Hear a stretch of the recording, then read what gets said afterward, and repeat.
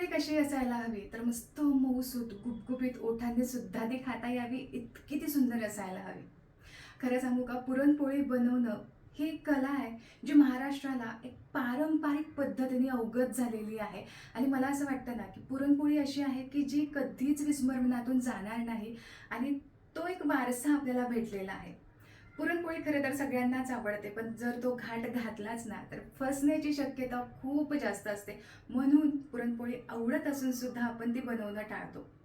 पण आज मी तुमच्यासोबत अशा 5 ट्रिक तुमच्यासोबत शेअर करणार आहे की ज्यामुळे तुम्हाला पुन्हा पुन्हा इथे येऊन किंवा पुन्हा पुन्हा वेगळे असे व्हिडिओज पाहायची अजिबात गरज पडणार नाही. 5 ट्रिक्स जर तुमच्या लक्षात आले ना तर मग पुरणपोळी तुम्ही कधीही बनवायला घ्या, अजिबात फसणार नाही याची गॅरंटी मी आज तुम्हाला देते. आता या ज्या टिप्स आहेत ते मी स्वअनुभवातून तुमच्यासोबत शेअर करणार आहे. जे काही मला अनुभव आले, कारण कधी माझंही असंच व्हायचं की कधी पुरणपोळी खूप मस्त व्हायची, अगदी मऊ लुसलुशीत गुबगुबीत. तर तशाच पद्धतीने मी पुन्हा बनवायला घेतली ना तर मात्र ती पुरणपोळी फाटली जायची. याची कारणं मी शोधून काढलेली आहेत. आता ही अशी 5 कारणं मी आज तुमच्यासोबत शेअर केलेली आहे की जेणेकरून तुम्हाला अजिबात पुन्हा पुन्हा इथे येऊन हा व्हिडिओ पाहण्याची अजिबात गरज पडणार नाही. एकदा हे 5 टिप्स तुमच्या लक्षात आले ना मग तुम्ही कधीही पुरणपोळी बनवायला घ्या, अगदी सहज ती तुम्हाला जमेल. बरं, खूप जास्त न बोलता तुम्हाला सगळ्यांना विजयादशमीच्या खूप खूप खूप मनापासून शुभेच्छा. लवकरच दिवाळीसुद्धा येत आहे, तर दिवाळीच्या सुद्धा तुम्हाला सगळ्यांना आधीच खूप साऱ्या शुभेच्छा. सुरुवात करूया. पुरणपोळी बनवायला घेतली की पहिलं काम मी करते ते हरभरा डाळ भिजत घालणं. तर सगळ्यात आधी एक वाटीचा अंदाज ठेवायचा. या वाटीच्या अंदाजानुसार बरोबर 1 वाटी भरून मी ते हरभरा डाळ घेतली आहे. वजनी प्रमाण विचाराल तर हे वजनी प्रमाणानुसार बरोबर अर्धा किलो हरभऱ्याची डाळ आहे. आता सगळ्यात आधी ही हरभरा डाळ मी स्वच्छ निवडून घेतली होती. 4 ते 5 पाण्याने ही स्वच्छ धुवून घ्यायची. तर हे बघा, इथे हरभरा डाळ स्वच्छ धुवून घेतलेली आहे. आता यानंतर यामध्ये आपल्याला पाणी घालायचं आहे. ज्या वाटीने आपण हरभरा डाळ घेतली होती बरोबर त्याच वाटीने तितकंच यामध्ये पाणी घालायचं आहे. 1 वाटी हरभरा डाळ होती तर 1 वाटीच मी इथं पाणी घातलं आहे. आता ही कमीत कमी आपल्याला 15 ते 20 मिनिटांसाठी डाळ भिजवून घ्यायची आहे. म्हणजे अशी डाळ भिजवून घेतली ना की मग पटकन शिजली जाते. आता ही तर झाली पहिली टिप. डाळ भिजत घातली. आता यानंतर पटकन कणिक मळायला सुद्धा घेऊयात. तर कणिक मळण्यासाठी कुठल्याही गव्हाचं पीठ तुम्ही घ्या, पण यामध्ये ना थोड्याफार प्रमाणामध्ये मैदा हा घालायचाच. आता जर तुम्ही खूप एक्सपर्ट असाल पुरणपोळीमध्ये तर पूर्णपणे तुम्ही गव्हाचं इथं पीठ घेतलं तरीसुद्धा चालू शकतं. पण बऱ्याचदा कसं होतं की गहू कुठले घ्यायचे पुरणपोळीसाठी हे काही कळत नाही. यासाठी नेहमी यामध्ये थोडं तरी मैदा घालायचा आहे. आता इथं मी तुम्हाला जी छोटी सुरुवातीला वाटी दाखवली होती या वाटीच्या अंदाजानुसार बरोबर 3 वाटी भरून मी इथं गव्हाचं पीठ घेतलं आहे. आता गव्हाचं पीठ घ्या, मैदा घ्या, दोन्हीही आपल्याला जी सुजीची बारीक चाळण असते त्यानेच चाळून घ्यायचं आहे. कारण गव्हाच्या पिठामध्ये भरपूर कोंडा असतो. खरं तर हा काढायला नाही पाहिजे, पण पुरणपोळी यामुळे सुद्धा फुटू शकते. किंवा पीठ जर खूप जाड दळलेलं असेल ना तरीसुद्धा पुरणपोळी वातड तयार होते. जसं की मी तुम्हाला सुरुवातीला सांगितलं, कोणत्याही गव्हाचं तुम्ही पीठ घेऊ शकता, पण यामध्ये थोडा तरी मैदा घालायचा. आता 3 वाटी जर मी इथं गव्हाचं पीठ घेतलेलं आहे तर बरोबर त्यासाठी 1 वाटी भरून मी इथं मैदा घेतला आहे. तुम्ही इथे 2 वाटी मैदा आणि 2 वाटी गव्हाचं पीठ घेतलं तरीसुद्धा चालू शकतं. मैदासुद्धा आपल्याला या सुजीच्या चाळणीमधून चाळून घ्यायचा आहे. पीठ चाळून झालं की चवीनुसार यामध्ये मीठ घालायचं आहे आणि याचबरोबर थोडीशी हळदसुद्धा घालायची आहे. म्हणजे पुरणपोळीला रंग मस्त येतो. खरं तर हे ऑप्शनल आहे, पण थोडीशी हळद घातली की मस्त रंग येतो. आता यानंतर अगदी थोडंसं तेल घालायचं आहे. अंदाजे 1-2 चमचे आपण यामध्ये तेल घालूयात. आता घातलेलं हे सगळं साहित्य चांगलं एकजीव असं मिक्स करून घ्यायचं आहे. आता यानंतर जशी आपण चपातीसाठी थोडीशी घट्टसर अशी कणिक मळून घेतो तशीच मळून घ्यायची. काय होतं, आधीच जर पुरणपोळीसाठी तुम्ही कणिक सैलसर मळून घेतलीत ना तर मात्र कालांतरानंतर ती आणखीन जास्त सैल होते आणि पुरणपोळी लाटतानाच फुटण्याचं हे सुद्धा एक मुख्य कारण आहे. तर इथं कणिक चांगलं मळून झालेलं आहे. हलकासा पिवळसर रंग आला आहे. आता यावरती अगदी 1 चमचाभर आपण तेल घालूयात आणि फक्त हे तेल वरून कोट करून घेऊयात. सुरुवातीलाच आपल्याला खूप जास्त वेळ कणिक मळत नाही बसायचं. पीठ मळून झालं की हा कणकेचा गोळा थोडासा तेल लावून आपल्याला झाकून ठेवायचा आहे. आता कणिक भिजते तोपर्यंत आपण डाळीसाठी पाणी गरम करून घेऊयात. यासाठी कुकरच्या भांड्यामध्ये ज्या भांड्याने आपण डाळ घेतली होती बरोबर त्याच भांड्याने 3 वाटी भरून आपल्याला इथं पाणी गरम करून घ्यायचं आहे. डाळ भिजत घातलेले एक 15 मिनिट झालेले आहेत. आत्ता डाळ खूप जास्त भिजलेली सुद्धा नाही आहे. पण अशी जरी तुम्ही 15 ते 20 मिनिटांसाठी किंवा अर्ध्या तासासाठी जरी भिजवून घेतलीत ना, तरी ही पटकन शिजली जाते. आत्ता सध्या ही फक्त 15 मिनिटांसाठी डाळ भिजलेली आहे. आता इकडे कुकरमध्ये ठेवलेलं पाणीसुद्धा चांगलं गरम झालेलं आहे. आता यामध्ये अगदी चिमूटभर मी मीठ घातलं आहे आणि थोडीशी हळदसुद्धा घातली आहे, म्हणजे मग पुरणाला रंगसुद्धा छान येईल. ऑप्शनल आहे, नाही घातलं तुम्ही तरीसुद्धा चालू शकतं. कुकरमधलं पाणी चांगलं गरम झालं की यानंतर लगेचच ही डाळ आपल्याला यामध्ये घालायची.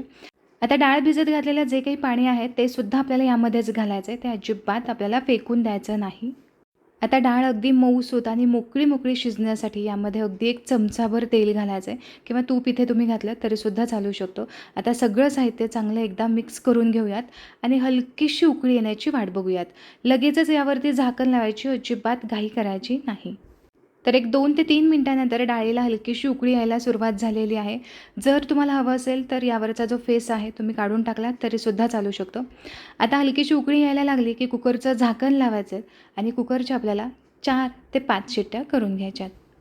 तर मीडियम फ्लेमवरती कुकरच्या इथे मी 5 शिट्ट्या करून घेतलेल्या आहेत. कुकर अजून गरमच आहे. आता तोपर्यंत आपण इकडे कणिक भिजली आहे की नाही ते चेक करून घेऊ. ही कणिक मला पहिल्यापेक्षा चांगली सॉफ्ट वाटते. तर जवळ आसपास अर्धा तास झालेला आहे. ही कणिक छान भिजलेली आहे. आता एक अर्धा चमचा यावरती तेल घालायचं आहे आणि चांगली ही कणिक आपल्याला मळून घ्यायची. तर याला कणिक तिंबवणं असं सुद्धा म्हटलं जातं. तर ही सेम प्रोसेस आपल्याला कमीत कमी एक 4 ते 5 वेळा तरी करून घ्यायची आहे. असं अर्धा चमचा तेल लावून चांगलं हे कणिक मळून घेतलं ना, तर यामध्ये चांगली लवचिकता निर्माण होते आणि मग पुरणपोळी अजिबात फाटत नाही किंवा अजिबात ही वातडसुद्धा तयार होत नाही. एक 5-6 मिनिटांसाठी ही कणिक मी चांगली मळून घेतलेली आहे. आता ही पुन्हा आपण झाकून ठेवूयात. कणिक मळेपर्यंत कुकरसुद्धा चांगला थंड झालेला आहे. यामधली वाफसुद्धा चांगली जिरली आहे. आता यावरचं झाकण काढून पाहू. मीडियम फ्लेमवरती 4 शिट्ट्यांमध्ये मस्त मऊसूत अशी ही डाळ शिजलेली आहे.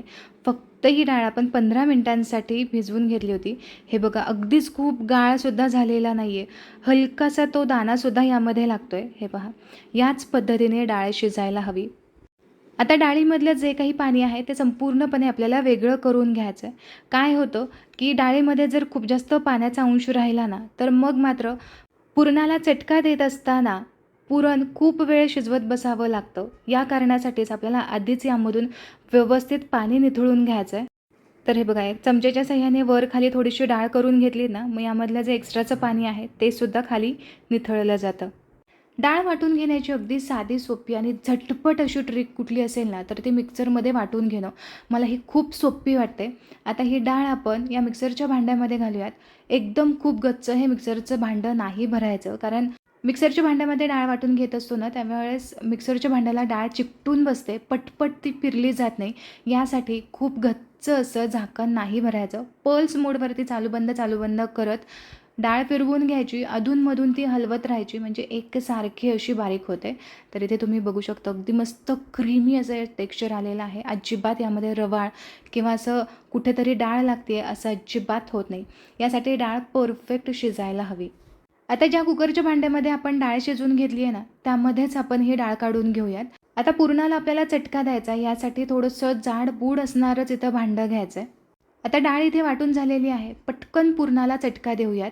तर यासाठी कुकर मी हा डायरेक्टच गॅसवरती चढवलेला आहे. यामध्ये घालूयात गूळ. तर जितकी आपण डाळ घेतली होती तितकंच आपल्याला गूळ घ्यायचं आहे. 1 वाटी भरून डाळ घेतली होती, तर 1 वाटी भरूनच इथं मी गूळ चिरून घेतलेला आहे. सोबतच ही अगदी महत्त्वाची टीप आहे. सोबतच आपल्याला 2 चमचे आवर्जून यामध्ये साखर घालायची. साखरेमुळे काय होतं की जो पुरणपोळीचा जो गोडवा आहे ना, तो व्यवस्थित बॅलन्स होतो. पुरणपोळी थोडीशी गोड असेल तरी ती चवीला मस्त लागते.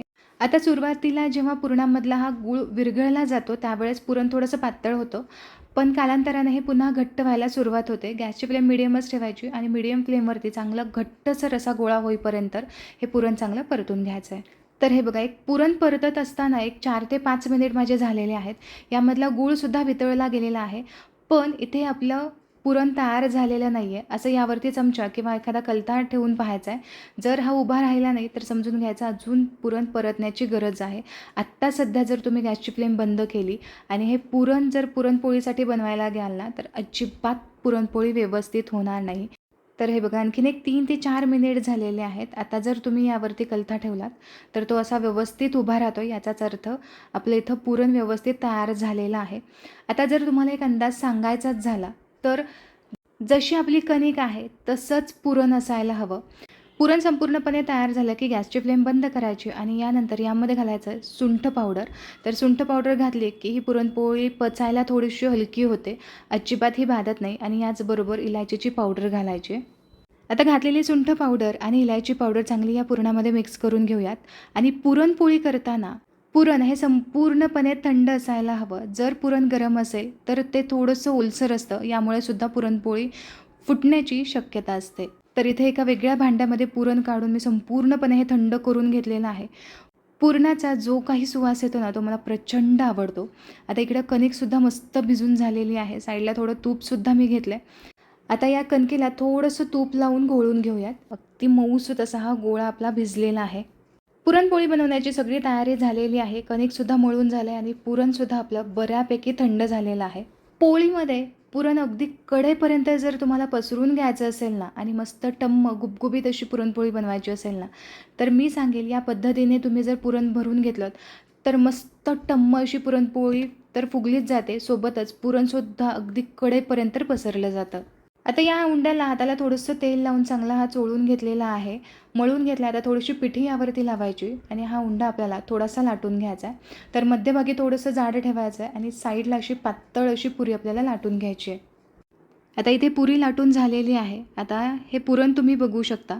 हातावरती घेतलं तरी अजिबात हे हाताला चिकटत नाही. हे असंच घट्टसर आपल्याला पुरण असायला हवं. आता जसं आपण मोदक बंद करून घेतो, अगदी तसंच याच्या चुना पाडून हे सुद्धा बंद करून घ्यायचं आहे. आता यावरची जी एक्स्ट्राची कणिक आहे ती आपल्याला काढून टाकायची आहे. आणि आता यामध्ये घातलेलं जे पुरण आहे ते अशा पद्धतीने हलकासा दाब देऊन पसरवून घ्यायचं आहे. म्हणजे अगदी कडेपर्यंत आधीच पुरण पसरलेलं असेल ना, तर लाटताना सुद्धा अगदी कडेपर्यंत ते पसरलं जातं. आता उंड्याला थोडीशी दोन्हीही बाजूने पिठी लावून घ्यायची आहे आणि हा उंडा आपल्याला अशा पद्धतीने थोडंसं सुरुवातीला सरकवत आपल्याला लाटून घ्यायचा आहे. तर तुम्ही इथे बघू शकता या उंड्यामध्ये हवा आहे. अशी थोडीफार हवा असेल ना, तर मग मस्त टम्म अशी पुरणपोळी फुगली जाते. खरं तर ही लाटता लाटता हवा बाहेरसुद्धा निघू शकते, पण तरीसुद्धा यामध्ये अशा पद्धतीने जर तुम्ही उंडा भरून घेतला तर आधीच यामध्ये हवा असल्याकारणाने पुरणपोळी मस्त टम्मसुद्धा फुगते आणि साईडपर्यंत कडेपर्यंत सुद्धा हे पुरण पसरलं जातं. तर ही सुद्धा अगदी महत्त्वाची टीप आहे की ज्यामुळे पुरणपोळी मस्त टम्मसुद्धा फुगते आणि मस्त गुबगुबीत कडेपर्यंत पुरण पसरलं जातं. आता मात्र थोडं थोडं करत यावरती पीठ लावून घ्यायचं आहे आणि एकसारखी पातळ अशी पुरणपोळी लाटून घ्यायची आहे. तर इथे मी मस्त पातळ अशी पुरणपोळी लाटून घेतलेली आहे. आता ही आपण तव्यावरती घालूयात. पुरणपोळी तव्यावरती घालण्याआधी तवा चांगला कडकडीत तापलेला असावा. गॅसची फ्लेम मिडियम टू हायवरती ठेवायची आणि मिडियम टू हाय फ्लेमवरतीच पुरणपोळी आपल्याला भाजून घ्यायची आहे. आता जेव्हा पुरणपोळी आपण पहिल्यांदा पलटी करणार असू त्यावेळेस उन्हातलं किंवा कलथा अजिबातच लावायचा नाही आहे. सुरुवातीला आधी पुरणपोळी अशी हाताने हलवून घ्यायची आणि अलगद साईडला सरकून ही पलटी करून घ्यायची. म्हणजे पुरणपोळीला अजिबात कुठेही चिरा जात नाही आणि अशी मस्त टम्म अशी पुरणपोळी फुगली जाते. इथे तुम्ही बघू शकता मस्त टम्म अशी पुरणपोळी फुगायला सुरुवात झाली आहे. पलटी करून झाली की यावरून तूप सोडायचं आहे आणि आता तुम्ही बघू शकता ही पुरणपोळी पहिल्यापेक्षा जास्त फुलायला सुरुवात झाली. आता यानंतर पुन्हा आपण पलटी करून घेऊ.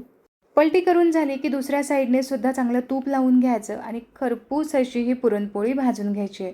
आता दोन्हीही साईडने चांगली एकसारखी मी इथं पुरणपोळी भाजून घेतलेली आहे. काय होतं जेव्हा पुरणपोळी खूप जास्त टम्म फुगली जाते ना, त्यावेळेस कडा मात्र व्यवस्थित भाजल्या जात नाही. यासाठी थोड्याशा कडा दाबून भाजून घ्यायच्यात. पोळीच्या कड्या जर चांगल्या भाजलेल्या असतील ना, तर मग ह्या काढून टाकल्या जात नाही. तर हे बघा याच पद्धतीने दुसरी पुरणपोळीसुद्धा मस्त टम्म अशी फुगलेली आहे. कणकेमध्ये पुरण भरण्याची जी ट्रिक मी आज तुमच्यासोबत शेअर केली ना, यामुळे पुरणपोळी हमखास फुगलीच जाते. तर इथे सगळ्या पुरणपोळ्या तयार करून झालेल्या आहेत आणि यापैकी काही संपल्यासुद्धा. तर हे बघा इथे तुम्हाला एक पुरणपोळी दाखवते. अगदी कडेपर्यंत पुरण पसरलेलं असतं. आता तुम्हाला ही तोडूनसुद्धा दाखवते. तर हे बघा अगदी आतमध्येपर्यंत व्यवस्थित असं कडेपर्यंत पुरण पसरलेलं आहे आणि ही पुरणपोळी इतकी लुसलुशीत होते, इतकी मऊ होते, तुम्ही कितीही याला दुमडलेत ना तरीसुद्धा आहे अशी पुन्हा तयार होते. अजिबात ही तुटत नाही किंवा अजिबात ही वातड झालेली नाही. रेसिपी आवडली असेल तर नक्की लाईक करा. पुन्हा भेटूया अशाच एका मस्त रेसिपीसोबत. तोपर्यंत स्वस्थ राहा आणि मस्त मस्त खात राहा.